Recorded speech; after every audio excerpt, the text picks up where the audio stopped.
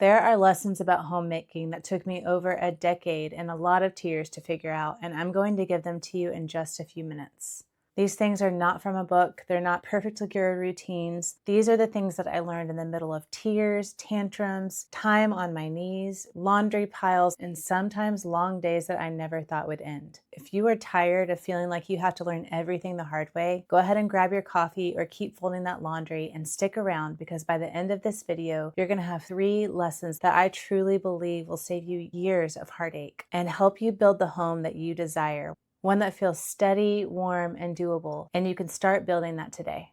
Hey, I'm Lauren, a homeschooling mom of 5, and I help Christian homemakers who feel lost in the overwhelm of daily life build structure and consistency from the ground up so that you can stop merely surviving and start managing your home with joy, peace, and confidence. If that sounds like something you need, be sure to like this video, subscribe, and hit the bell so that you don't miss my weekly videos. So the first thing to do is to make sure that your priorities are in the right spot. And this is something that you set at one point, prayerfully consider what are your priorities, and you're regularly reevaluating this. So our top 5, my husband and I, is number 1, our faith, number 2, our marriage, number 3, our family, number 4, our health, and number 5, our work. So my work would be in the home, and then underneath that even would be this whole YouTube adventure. It's a very powerful litmus test, because if you think about that, and I listed those in order of importance. If number 1, my faith is affected, if I'm not spending time in prayer or in the Word regularly, that affects everything underneath. That affects my marriage, that affects my family, it affects my health, and it affects my work.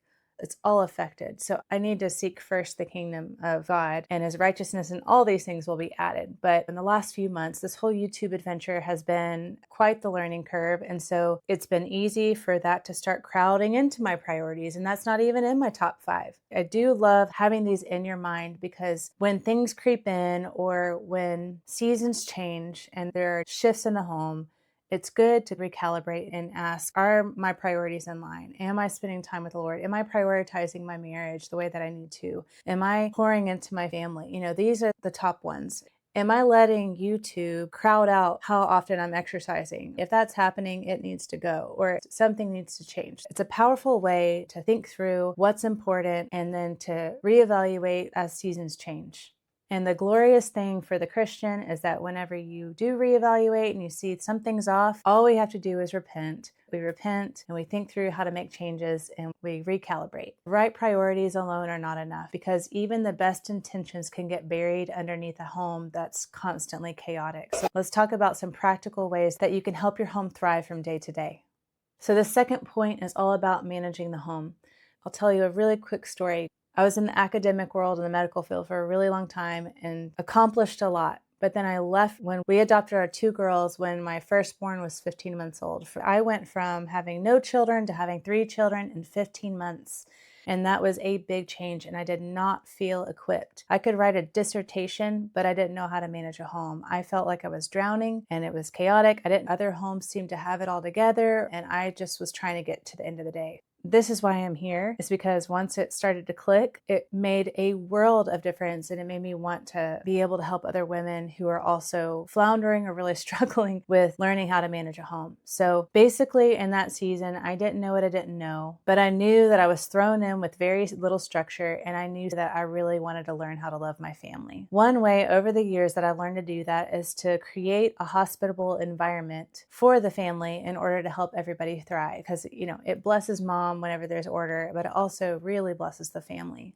But an important thing to think about with that is it's easy to get ambitious and to want to create routines, and you try it and then it doesn't stick. And that can be very frustrating for a mom, especially when you're trying to manage so many things. One thing that I would say for sure is this is a noble thing to want to manage your home and to create routines and systems, but it is very important to know how to do that in a way that's effective and efficient, in a way that will actually stick. Simply copying or trying to replicate other people's routines off of Pinterest or whatever, that's not gonna work. I learned that the hard way through a lot of trial and error.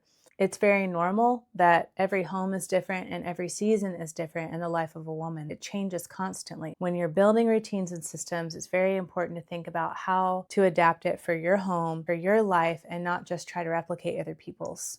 And if you need help doing that, I created a free training that I'm going to link down below. It's designed to help take you out of overwhelm and start building some of those first rhythms that will actually work for your home because they're built for you. So if you want that, go ahead and grab that down below. Another thing that I would say, and related to all of this, is the power of consistent habits. So when you're thinking about creating routines and systems, you don't need to overhaul your whole life. Just having consistent habits that you do every single day that are simple, that is the foundation for building routines and structures that help your home thrive and bring order. I have another video where I talk about creating systems and habits for the home. I'll link that down below. But I would say that learning how to create systems and routines to manage your home will help bring order to the home and will help everybody thrive. But here's the part that a lot of women overlook, including me. I overlooked this for a time. You can have all the right priorities and a solid system and still have a major attitude problem that deeply affects the home. Let's talk about one area that quietly determines the whole tone of your home. This third point is all about managing the heart. Systems absolutely do not matter if your heart is not in order. We very much set the tone. And when thinking about managing the heart, I want you to think about the 3 R's: reorient, repent, and rest. This all goes back to priorities. When we are creating our systems and we're trying to take care of everything, sometimes the work starts trumping my family, and I'm more concerned with these systems getting done than I am about connecting with my husband or with my children. Then it's all out of line completely, and this can tear down a home. The wise woman builds her home. The foolish woman with her own hands tears it down. We can tear it down by being way more focused on these systems than we are about our heart, our time with the Lord, our connection with our husband, and loving our children. Again, this goes back to those priorities that I talked about at the beginning. It's very important to regularly recalibrate and consider, how am I doing here? Do I need to reorient? Do I need to repent? Am I more concerned about these systems getting done or this laundry getting done than I am with connecting with my child? If so, repent, move on, and go and sin no more. And when you do repent, you have an advocate with the Father, Jesus Christ. When you sin, you have an advocate with the Father. So be encouraged by that. I can speak from this place because I know it and I've done it. It is a regular place of evaluation. So for managing your heart, make sure that you're reorienting yourself to seeking first the kingdom and making sure that your priorities are in line. And the second point, repent. I just touched on this, but that's just an important part of managing the heart. I like to make it a habit to, if I am harsh with my children, I very quickly make it right and repent and turn away from that and pray for gentleness.